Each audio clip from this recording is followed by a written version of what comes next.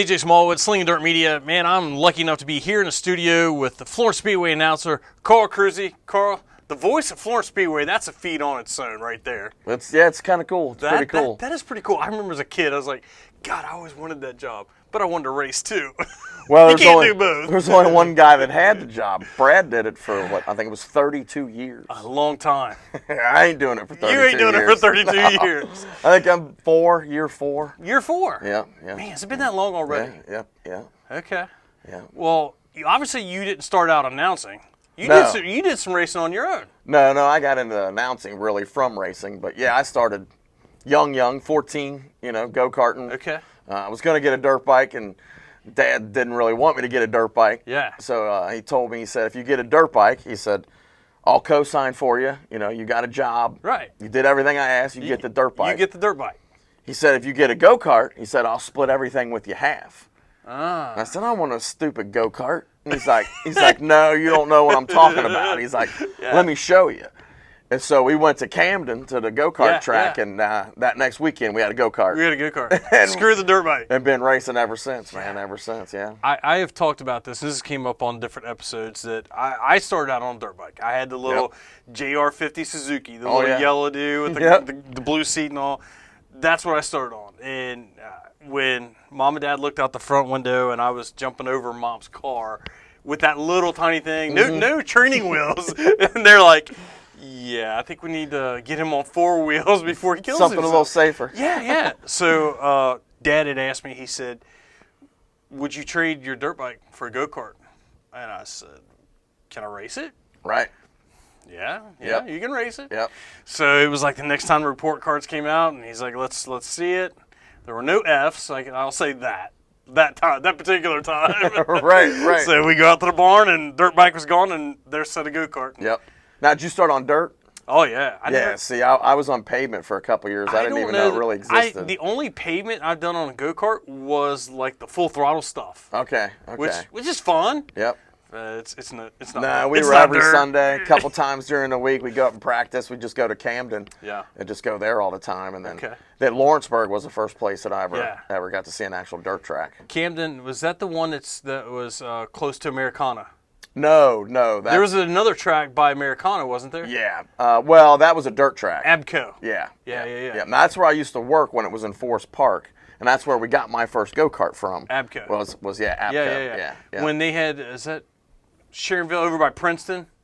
Yeah, well, it was over That's in where we used to go get my parts. Yeah. But it was over in Forest Park's where it was. But Okay.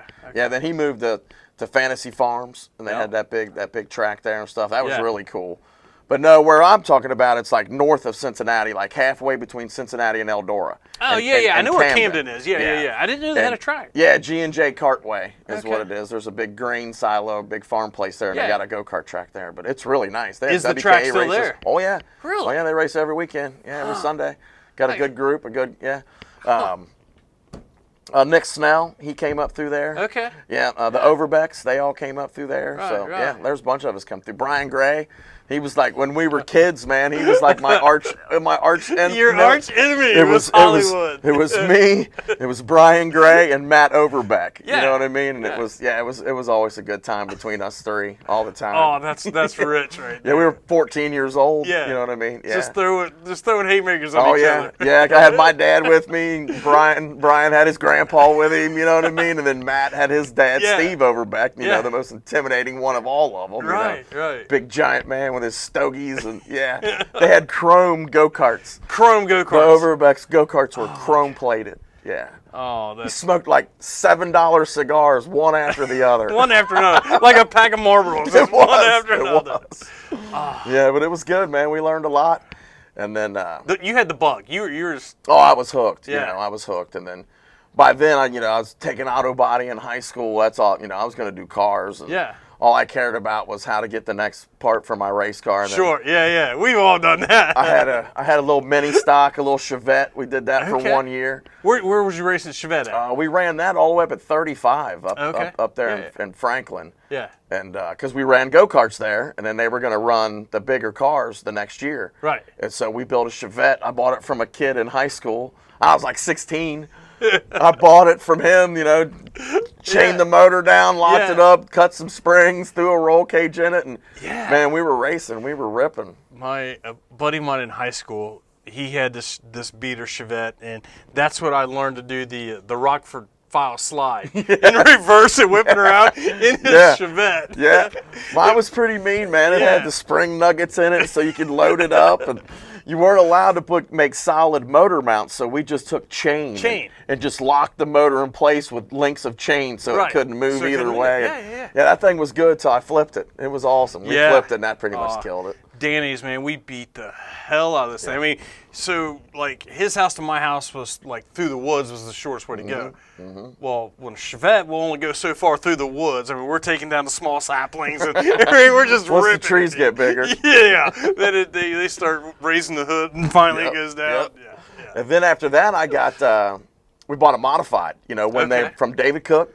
From Buddy Cook, my dad and Buddy Cook grew up together. Okay, I didn't know that. And so we went over and seen Buddy, and he gave us a special price. Special price for an old Ellis car, an old leaf spring Ellis car. That was my next question. Do you remember what kind of car it was? Yeah.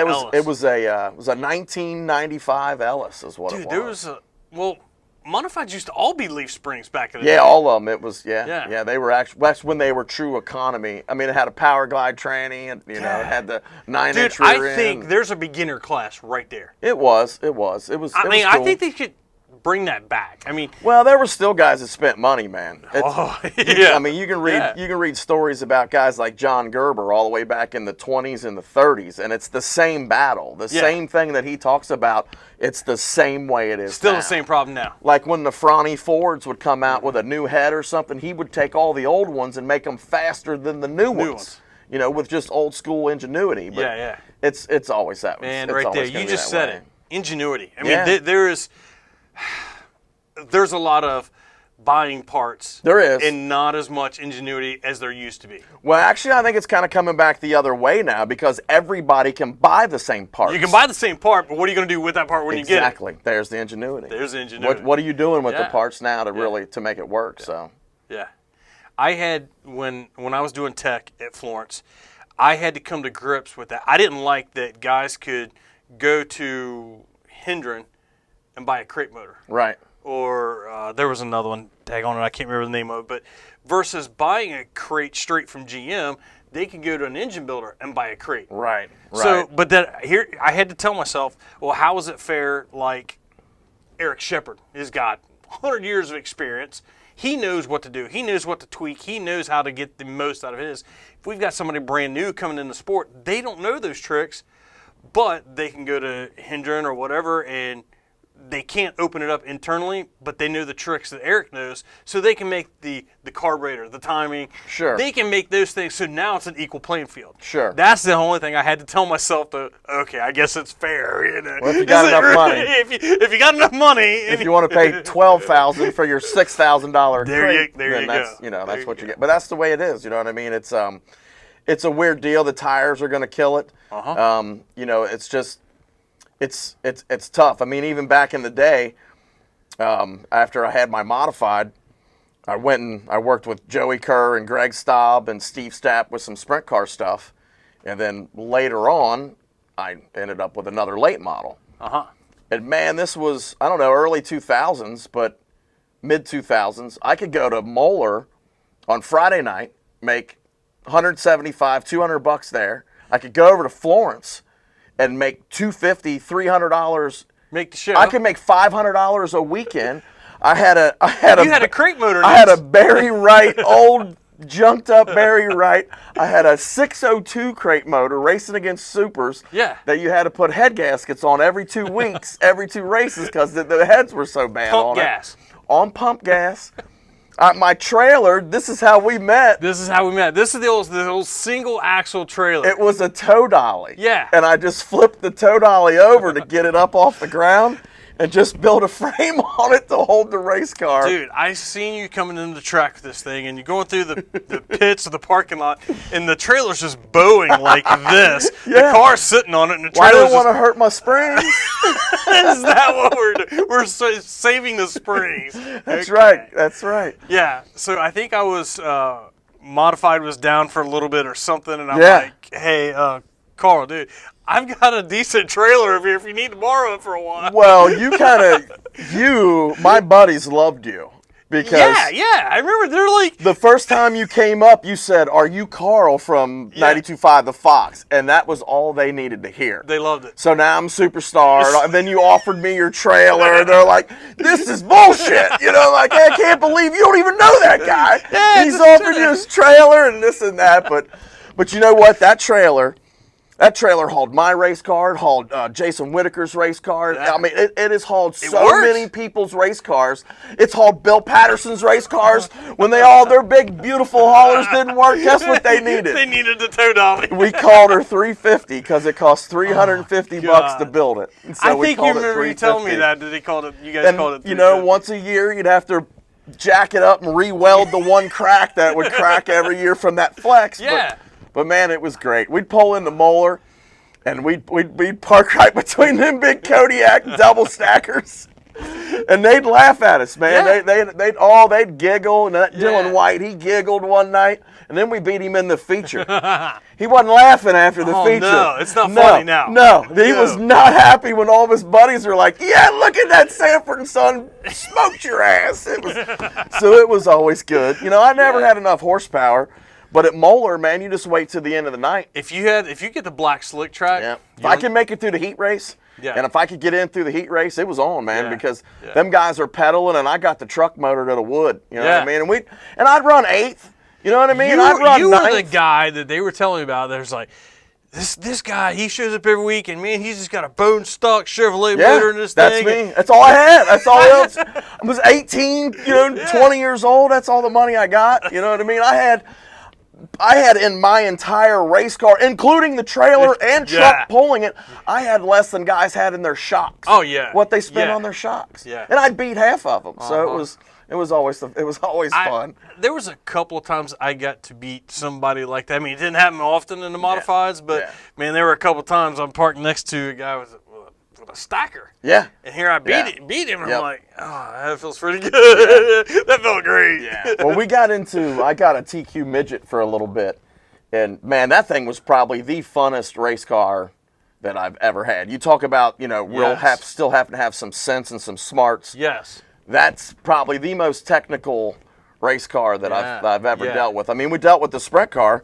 But the sprint car, you're dealing with a small block Chevy. You're dealing with Engler injection. You know what I mean? Bypass is pretty much standard stuff.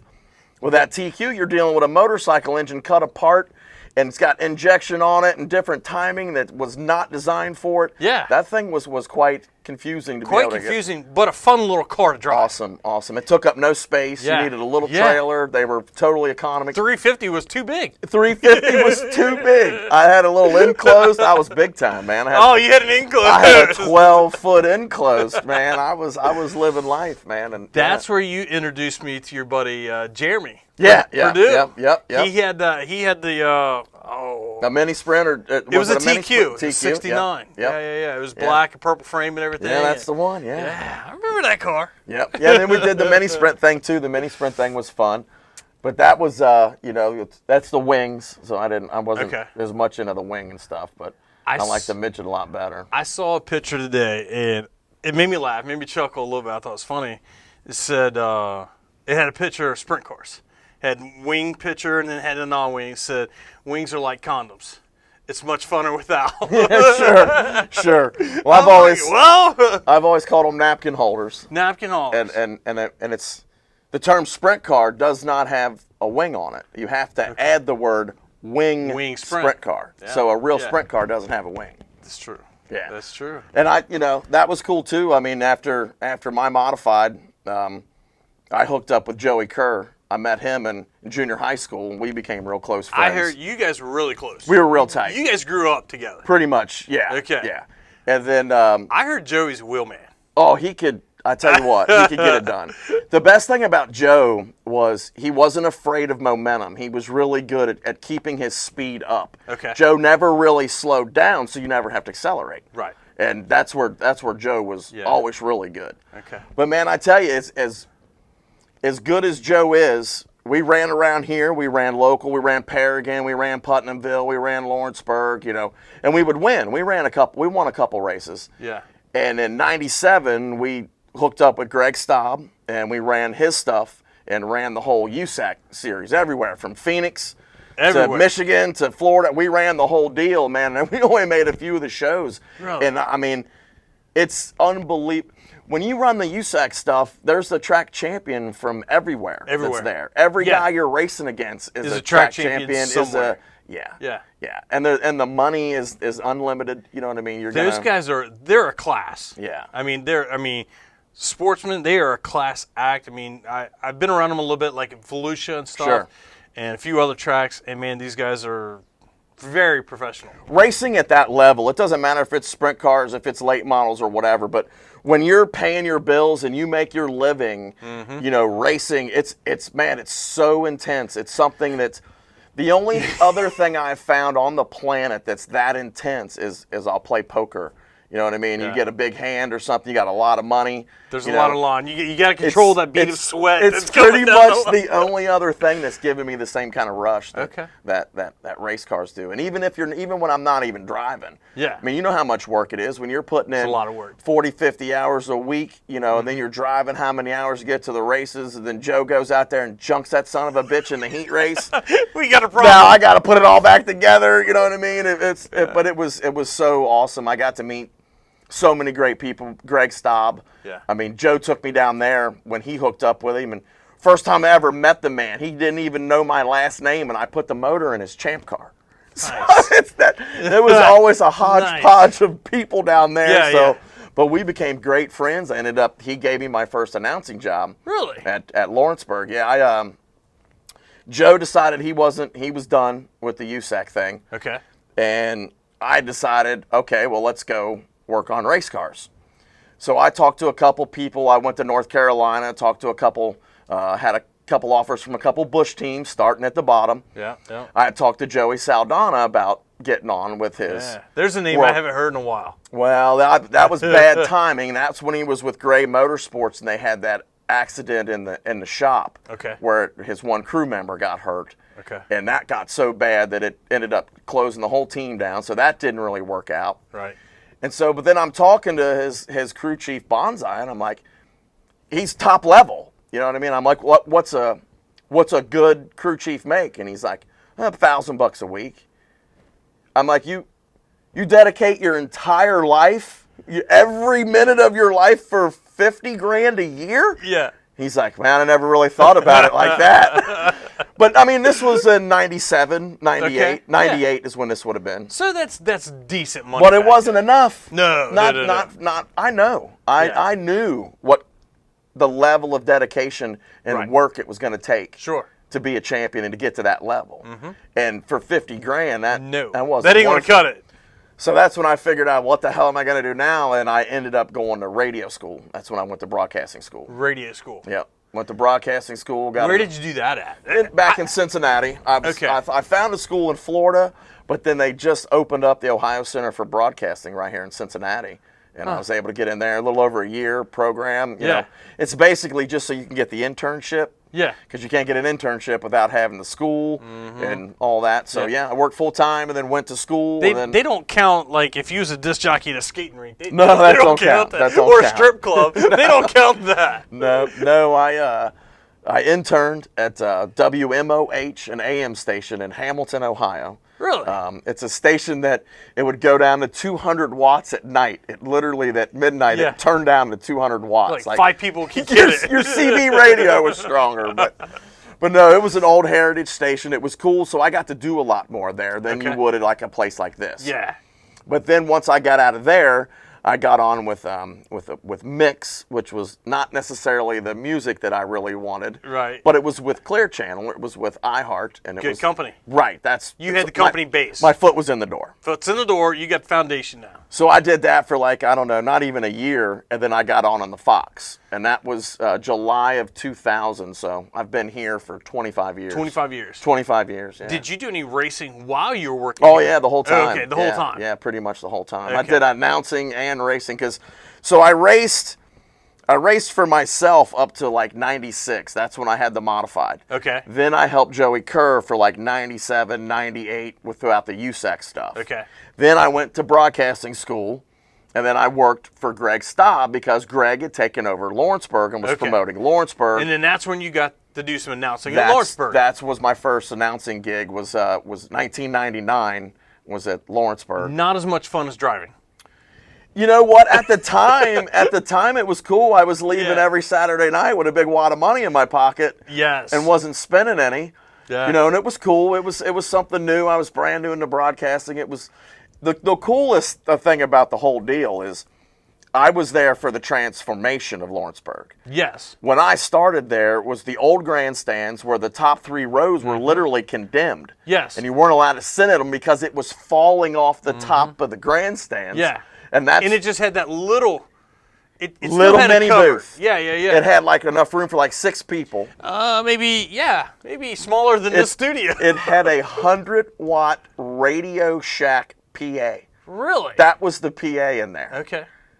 Then it gets rebuilt. Tommy Wick gets it. It gets taken over. All that money comes in there. They spent over $150,000 just on the audio system. Wow. So I walk in there, it's like this place. There's racks. Yeah. It's full equipment, great speakers. I mean, so you're like, hey, this is all right. I can work with this. So yeah, it was cool. I've been there from the nothing all the way up to the, to the total nice. Man, it's a place now. Yeah, it's really cool. It's really nice. It's really cool. I know it made the track transition, and they did all that. I think that was 08. Yeah.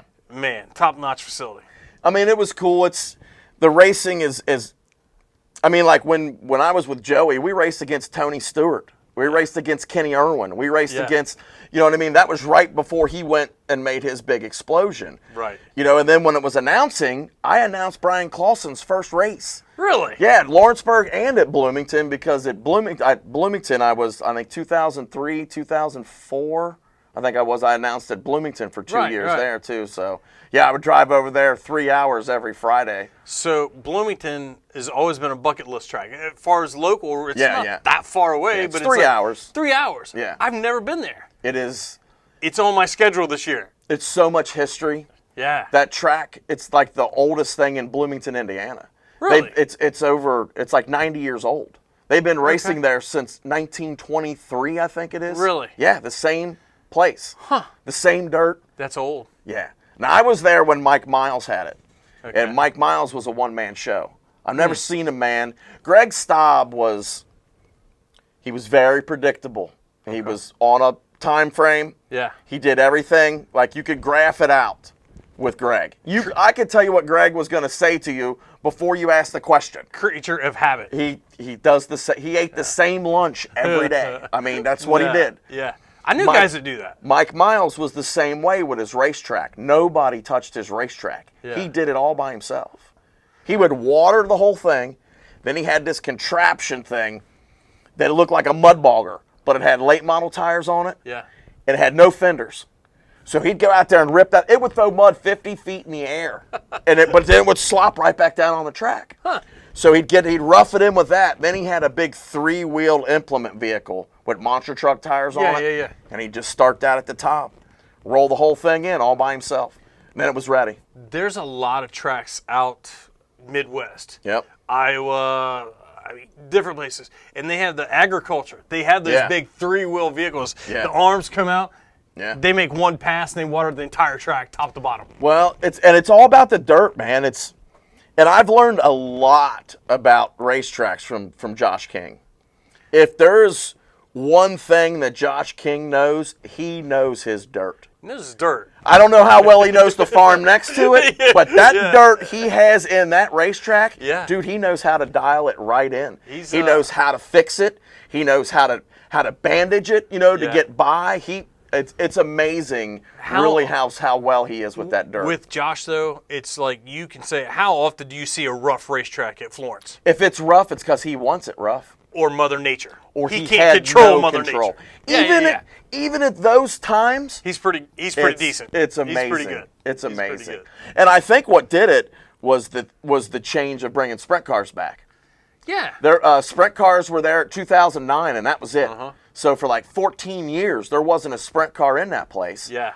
And it took a long span. And I where think there were no sprint when cars. those sprint cars came back, he wanted to really have a good, smooth racetrack. You got to. And he did. And man, it's been, he's got this new little tickler system that he's doing, and it's working good. It's working really good. And don't change it. No, I mean his races are pretty solid. You know, it's never the racetrack's fault usually. Right. So announcing. Yeah. Announcing, racing. You're in a studio here. Yep. Your hands are a little bit in different places. Always have been. But you're having fun everywhere you go. Sure. But yeah, I've always had. If anybody knows me, I got 100 candles burning constantly. Yeah. Now I know you guys share a shop. You guys have like a little hobby shop. Yeah. Up in Fairfield, you play with your toys. Yep. Ron does some engine stuff up there. Yeah, it's Ron Kerr, which is Joe's dad. Yeah. Amazing. That guy is. I mean, when it comes to engines, I got to think he's probably one of the most intelligent guys that I know. He is the smartest man that I know personally when it comes to engines. I don't know anybody that he understands them like just on an engineering level. Like he just understands how they work. Yeah. And it doesn't matter what kind it is, how old it is, from what continent it's from. Yeah, he just knows it. He can figure it out, man. He really can. He's amazing. He really is. Those guys have a gift. That gift is that's his expertise, and he knows it. Yeah. Like Kyle Larson. Yeah. That kid can drive. That's a gift. No matter what he gets in, he has that gift. Yeah, but Ron's like an artist, okay? He can be a pain in the ass. No. Oh, God. Because you're not going to rush him. No. He's going to do it the way he wants. Yeah, and if it's not perfect, then you're not going to get it. Right. So sometimes that bothers people. But you know what? I would much rather have that. You're not going to get anything better. I don't want something to just slam together and bolt it together. And it might be good for a race or two or not. You don't know. Ron is the kind of guy that you can take a brand new LS whatever to him, and he'll make it faster. Make it better. Or you can bring him a 1960s flathead or nailhead Buick, and he's going to make that faster. I see he got himself in all kinds of mess. He had some guy with an MG come over. Okay. Well, Ron goes crazy on it. He supercharges it. Ron crazy. Oh, he hooks this thing up. Yeah. Well, the guy takes it to his little MG meet, and there's a dyno there.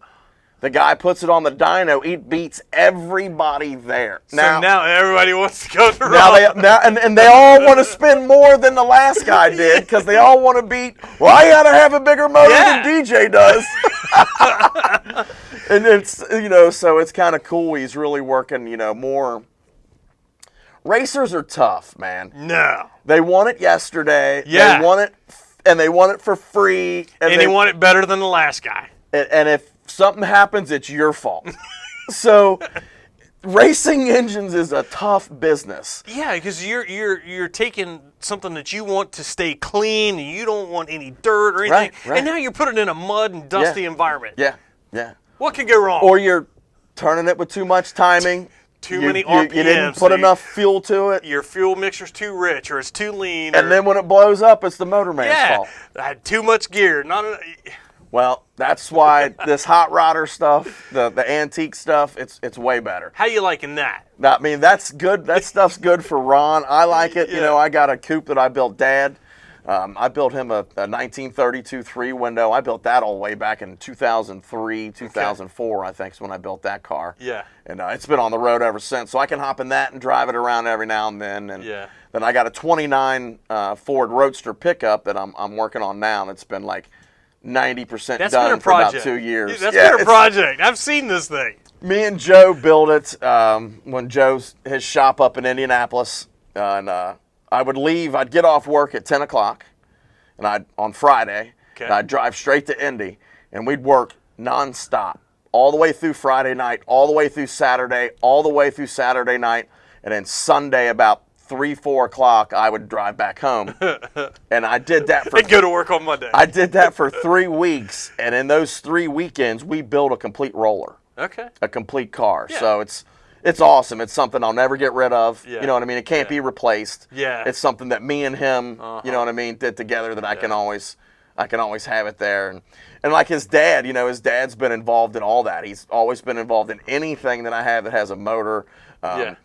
Any of my hot rods, he always does them. My TQ, that's the man who helped me figure out that engine. It was all this technical stuff, that creativity there. It had these crazy valve job done on it, and it sucked the valve guide out. So he had to take it to work and have his welder like TIG it up and then totally carve it back all out for me and recut the valve pockets. Oh I mean, my God. it was in any other situation that motor would have been junk. Right. But it's a CB 750. That's what they ran in the TQs at the time. So you just can't go find it. This head was. It's not just on every Walmart shelf. Right.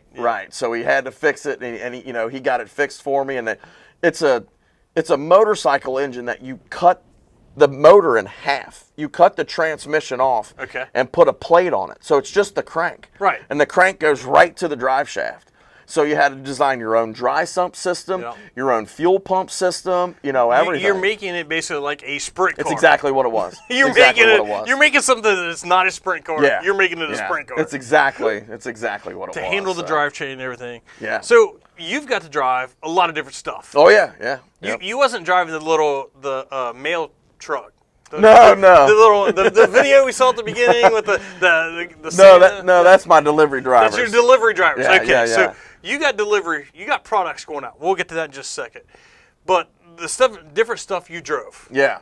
What was your favorite? Probably the late model. The late. The TQ was awesome, but it didn't have power steering. How do you drive one of those? And I tell you what, I could have done a whole lot better.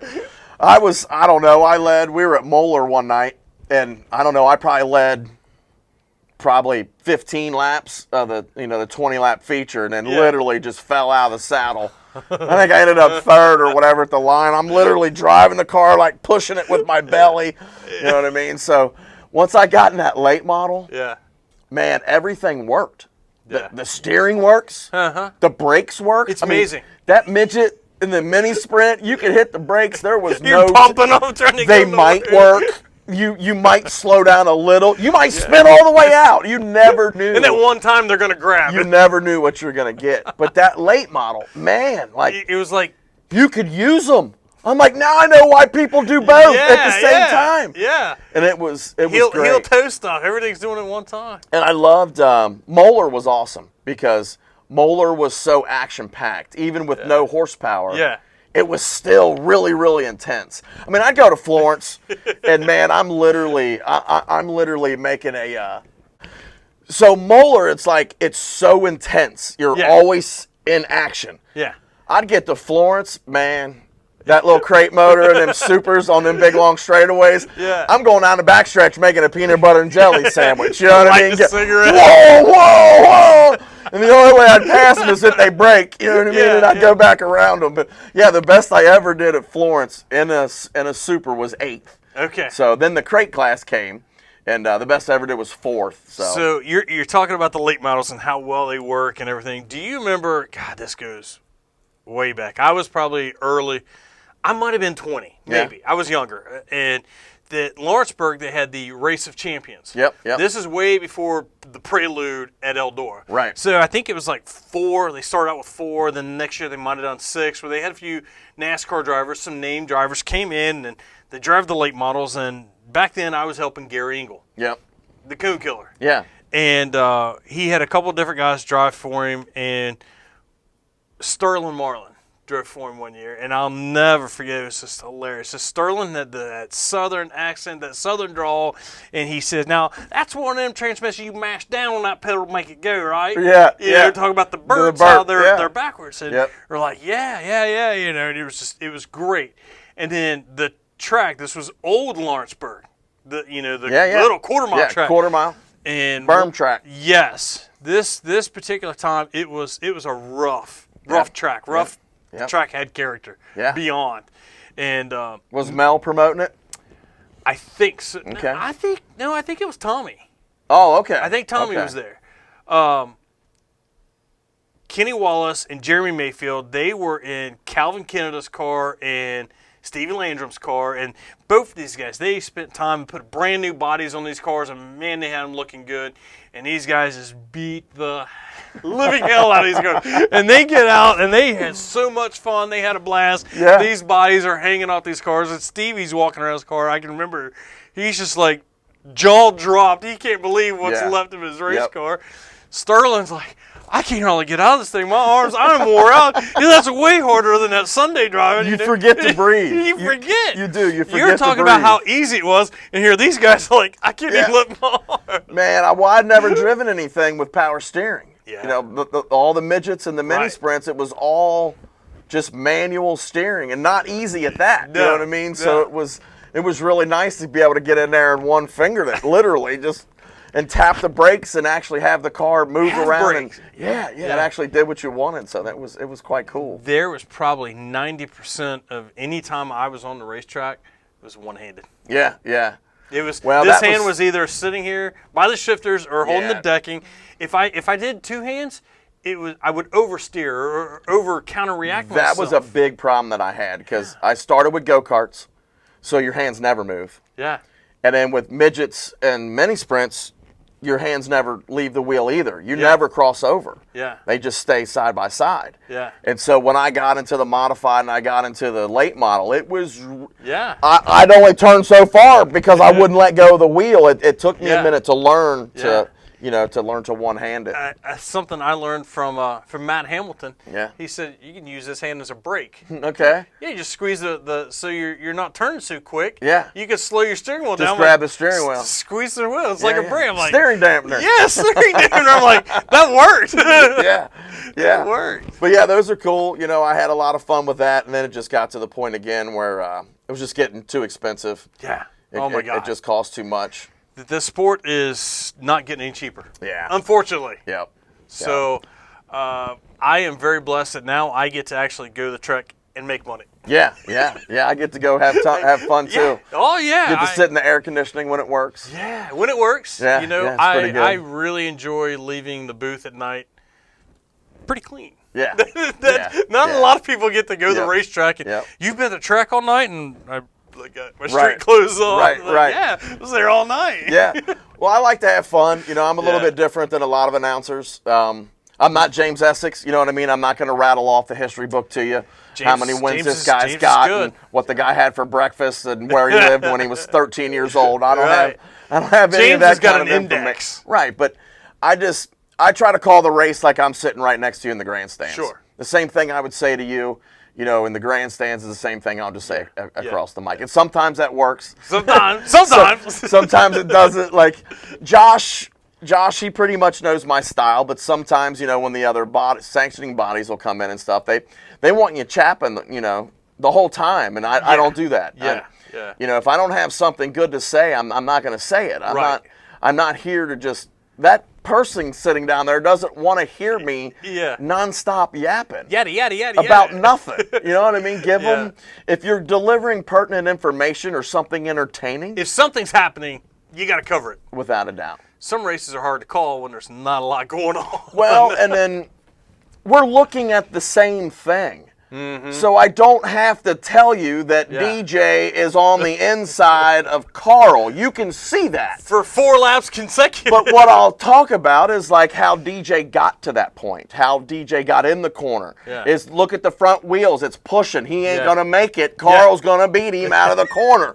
Those are the kind of things that I'll try to talk about, not necessarily, you know, just the obvious. Bring a different aspect to still keep people entertained. Well, and it's been good and it's been bad. Like the networks don't really. They get a little weary about me sometimes. I think they're a little worried about what I might say. Hey, I've heard a lot. Right. Well, let's hear. I get to deal with Josh, and I haven't had no intentions of announcing again or nothing. All I see is on Facebook that Brad is retired and he needs an announcer. Yeah. So I message him and we start talking and we get it all set up or whatever. So it's all good, you know. And then the funny part is Ron Jarger. He's been there since Florence was made. Seems like it, yeah. And he likes to make sure all the I's are dotted and the T's are crossed. And I'm not that guy. I just roll in. You're a little bit more of this fly by the seat of our pants. Well, he was flipping out because I wouldn't come down and have a pre-meeting. You know, he calls me up and he's like, "Man, don't you want to come down here and check everything out?" And I said, well, you're going to be there, right, Ron? And he's like, yeah, I'll be here. Then we're good. I said, you're going to have their names, the drivers' names and numbers and like where they're from and the heats? He's like, oh yeah. I'm like, will someone be there to turn the PA on so the mic works? He's like, oh yeah, we'll get all that covered. I'm like, we're good, brother. I'll see you Saturday. I'm good. So he's flipping out. He even called Brad Greer up. He's like, man, I'm freaking out. I can't work with this guy. Yeah. So then Brad tells him, don't worry, Carl's fine. He'll be fine. You know what I mean? And it worked out great. Me and Ron are great friends now. I remember getting a text from you. Yeah. Right then, and I didn't know this was happening. Right. Or I knew Brad was retiring. Right. I get a text from Carl. Hey, man, I need you to put a good word in for me with your boss. And I'm like, yeah. Dude, you got a good job. Why do you want to come do plumbing? Well, Josh, I didn't realize what you were talking about. You didn't know that was available. Oh, okay. Oh, I got you. Well, bro, I got you. You're in. So I'm back in, right? I'm ready to go. The first race comes up, and we get rained out for the practice. We get rained out for that first race. So the very first race is the Spring 50. Yeah. So we get there. It's on flow. I got no idea. I don't know none of this. So my very first race back after like 14 years of not announcing, I'm on flow. It's a big deal. Here we go. I'm all by myself. Uh-huh. Nobody with me, no James. Yeah. I got this whole thing. That was rough. Yeah. That was a little rough. But what was even worse was we got rained out the next 2 weeks, and then it was the Ralph Latham. Oh, so you're going from a pretty big venue to a huge venue. I'm figuring, okay, it's going to be the TV deal. I'm all prepped. You know what I mean? You're ready. I'm ready to go this time. So this time it's with James. It's with James Essex. Did you both call it? Yes. So I'm there with James. We're both together. We're having a blast. It's great. I'm telling people how awesome the deal is on Flow. It's only $150. It's going great until the president of MAV TV called and said, can you get the guy to stop saying Flow Racing on my broadcast? Oh, that probably wasn't so good. So I knew it was on TV. I had no idea it was a different network. Oops. I thought it was the same people. So right out of the whole second race in, and MAV hates me. You know what I mean? Luckily, I made really great friends with the Flow guys and with James. Yeah, you did great with them. They love me. but the MAV people, not so much. But Lucas Oil and MAV TV, they weren't. Yeah, the president literally called Bob and said, how long are you going to let him talk about Flow on MAV TV? Yikes. And James, he didn't catch it either. He goes, we were having such a good time. I didn't even realize you were talking about it. He goes, I agreed with you. It's like, it's a great deal. It's a great deal. Get Flow. So after that, I was pretty much banned from you were from blackballed. MAV TV. I was blackballed. I was black. And then we get to the North-South 100. Yeah. It's 3 days, all on MAV TV, all on, it's all covered. Yeah. For somehow, some way, they can't turn my mic off. So even when it's on there, my mic is still live. All my knobs are down, every output is down, and my mic was still live. And the only way I found this out was people messaging me on texting me that your mic is live, dude, because I was calling someone a jackass or something. So everybody heard that. Yeah. Was that on TV? That was right on MAV TV. Yes, live TV. So I'm goddamming this and jackassing that. Sons of bitches. I'm Flow Racing on MAV TV, right? And they can't shut you up. Right out of the get-go. So that's how we came right back. But we lived, we survived, and we make it back. We still go every week. So you're talking about your first night announcing. Yeah, it's a big deal, big pressure. It was. It's on Flow. Well, and I'm the sprint car guy because I was the announcer at Lawrenceburg from 1999 to 2005, and then it was 2000 when I started back up or 2020 when I started back up, right after the pandemic the next season. So I went to work for the Ward of Outlaws. Yeah. 2 years ago. Yeah. 23. And it was talked about. I wasn't supposed to start out, and I didn't start out being the race director. Right. I was to start out doing something different, but eventually that was the path. Eventually that's where I was going to land, and eventually that it was talked about. Eventually that's where I was going to end up. Yeah. Like, let's do it. That's my goal. That's where I want to be. Yeah. So we made it through Volusia Speed Weeks, and the beginning and the spring of 23 was really wet, and they had like 63 straight days of rain. It's terrible. We had a longer rain out season than they actually had in the off season. Yeah. There was less time in the off season. It was rough. So after Volusia and everything rained out, our first race back was supposed to be was 411. Okay. On a Thursday night. Yep. Tennessee. Yep. 411 in Tennessee, and then Friday and Saturday night was Talladega short track. So Steve Francis called me and says, "Hey, you comfortable if I just go ahead and put you to tower now, like we talked about?" And he says, "I know this is quick, but," he says, "are you okay with that?" And I said, "Well, yeah, totally. But my only reserve was," I said, because Kenny Canada, he was doing it. Kenny wasn't 100% comfortable with it. He wanted to be more hands-on down in the pits, and he wanted to stay in that role.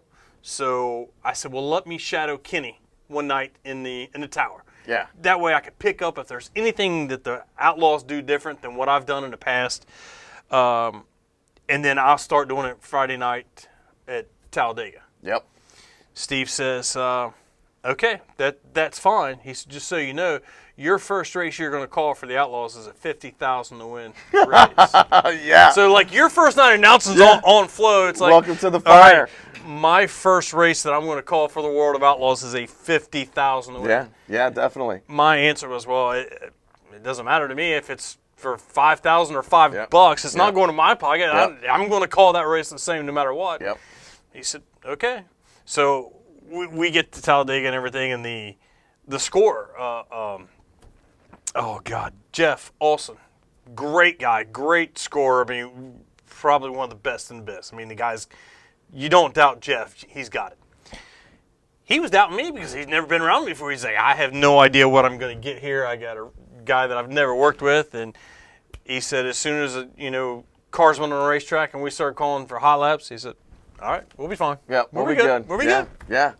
Yeah, it's once you get rolling. Once you get rolling and get in that groove, you're good. You're good. And then with me, it was kind of weird because Brad had been there for so long. That's big shoes. Brad announced every race that I raced at Florence, all the way back in the '90s. I mean, he was 32 years, man. I've only known, other than the big shows, I've only known two announcers at Florence. Right. Brad and you. Right. Yeah, it's kind of a. That's a transition. There's not many people can say they've been a Florence Speedway announcer, that's for sure. And nobody can say they've done them both, Lawrenceburg and Florence. As an announcer, no. Yeah. Announcer at Moeller and Florence, I've subbed. Yeah, you subbed. I subbed. Yeah. I called a couple of races. I've called a couple of races at Moeller, and Josh called me one time. You were sick. I got strep throat. Yeah. That's the first time I've ever had to cancel. Call a race. I got it 2 weeks in a row. Like 2 weeks. I got strep throat, got over it, and got it again. Like it was terrible. It was a terrible 2 weeks. So I go to work. I worked at like a half day or whatever, and I go to work, and I'm leaving work, and I seen I missed a call from Josh. So I call him back, and he says, "You're coming to track today, right?" I'm like, yeah. Why? What's up? He says, "Man, Carl's sick. He's not going to be there tonight." I'm thinking, oh, shit. I said, okay, whose phone number does he need? I know Chad Cunningham. I know Mike. I'm like, okay, whose number do you need? I mean, what do you need? He says, can you announce for me tonight? I'm like, whoa, this just got real. This just got real. Prep time. I'm like, okay, I mean, I'm not prepared, but we'll make it happen. Was it a $1 beer night? Oh, I don't remember that. I don't remember. It was more or less, he was just like, I said, dude, I don't have any. He says, just read the billboards and read what you can. All the paperwork's there, and you'll be fine. Yep. Yep. All right, let's do it. Yep. You'll figure it out. Brad said, have fun with it. Yeah. Okay. Yeah. So that was cool. It's cool. It's fun. I mean, I'd like to race again, but it's, nothing crazy. It's much easier to just sit up there and enjoy. Have fun. Yeah. Have fun. Yeah, for sure. For sure. Before we wrap things up, this has been good. We've covered a lot of stuff. I told you. It's going to be a minute. Dude, some guy, and I have no problem with it being. Well, we didn't even talk about any of the fabrication stuff or the building hot rods or the land speed cars. I forgot about the land speed cars. We didn't talk about any of that stuff. So, yeah, there's all kinds of stuff that can still be. All that great stuff. Oh, yeah. So, but, yeah. Okay, well, those are technically slinging dirt. So we know you're involved with land speed stuff. You guys you guys play with that stuff. I know that's gotta be a lot of fun. You guys do Pikes Peak too. Well, not the Pikes Peak, just the Bonneville. Bonneville. Yeah, just a salt flat car. Okay. Man, that's great stuff. It's a cool hobby. It is to be in motorsports. Yeah, it is. Tell me about this stuff. What's going on here? Well, I've always been into tinkering with stuff, and like a year ago, I started making hats. Yes. And I'd make a brand new hat. I'd wear it to Florence. Ruin it. And one day it would be ruined. The next day I'd get it home and it would have, there'd be salt stains all over it. The black's faded. It's just, I hate that. I got some nice hats. And, we're $25, $30 for your hat, and it's junk after wearing it one time. Yeah. I've got hats that I'll buy two of. Yeah. So that way, hey, if I know I'm going to wear this to the track, and then I you know got a junk one. Right. And then I know I've got one, hey, if I'm just going to go out with my friends and I want this cool hat, I have a separate hat. That to me is the perfect problem. So this solves that problem. Well, I dove into it, and all I could find was nasty chemical stuff like Scotch Guard and stuff that I'm not going to put on my head. Right. You know what I mean? So I started digging around and finding some waterproofing stuff, and I ended up hooking up with a guy from Australia that kind of, took me under his wing and kind of got me going, pointed in the right direction of like which kind of minerals and stuff I need to use, which kind of carriers, how to get those minerals to be suspended in certain, because it's deionized water plus certain minerals is what it is. It's 100% natural. There's absolutely no chemicals in it.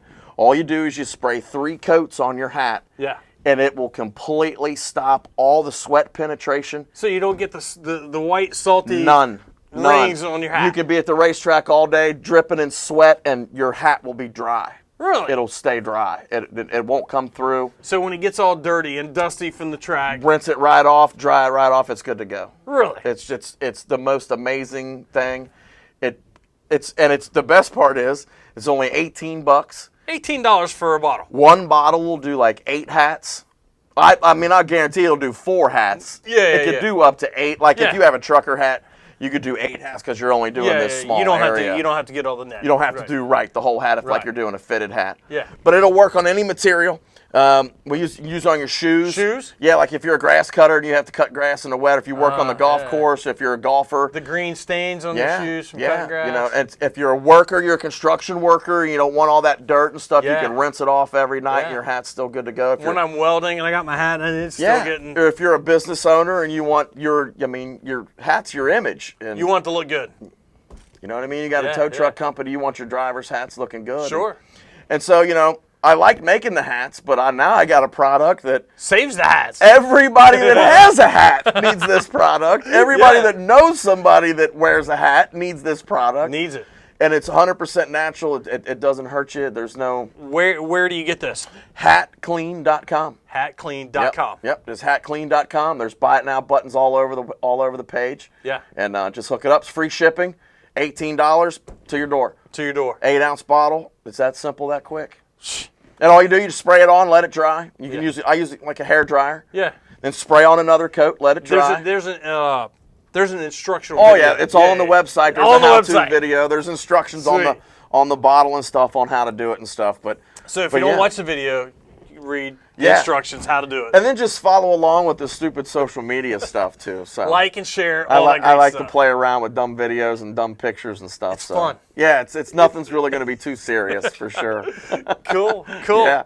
Well, make sure you check this out. I can't wait. I got to get some because I know I've got a bunch of hats and hopefully save some hats. It will, man. I mean, you can use it on a new hat, obviously, and you can use it on an old hat. Just make sure it's good and clean and dry before you start. And then it's absolutely, good. For sure. That's good. Damn, Carl, man, this has been awesome. It's been fun, yeah. Man, thanks for having me. This is an honor. This is cool shit. Yeah, I brought you to a real studio, You did. So I did. Let some people know when I was in high school, I disc jockeyed at a skating rink. Okay. And if there would ever had a dream job, it would have been DJing at a radio station. That was what I wanted to do. I had an opportunity, and I was asked to do it at a strip club, and I was like, nah, that's a little closer. I'm going to steer away from that. That's a little closer.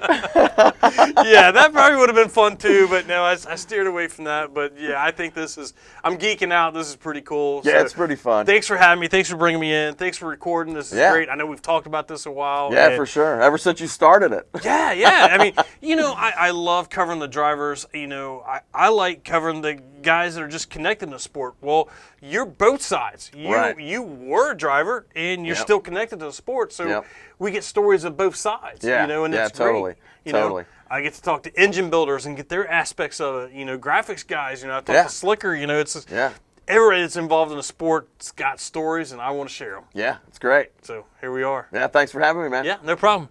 So hope you guys like. Don't forget to like, share, subscribe, all that great stuff. Get your hat clean products, and man, we just can't thank you enough. We are going to take the rest of the year off, so enjoy this. Spend some time with the holidays, with family, all that great stuff. We're still going to record some stuff. We're going to stockpile up a couple videos. We'll be back sometime in maybe the second week of January with new episodes, and see you at the track next week. Thanks.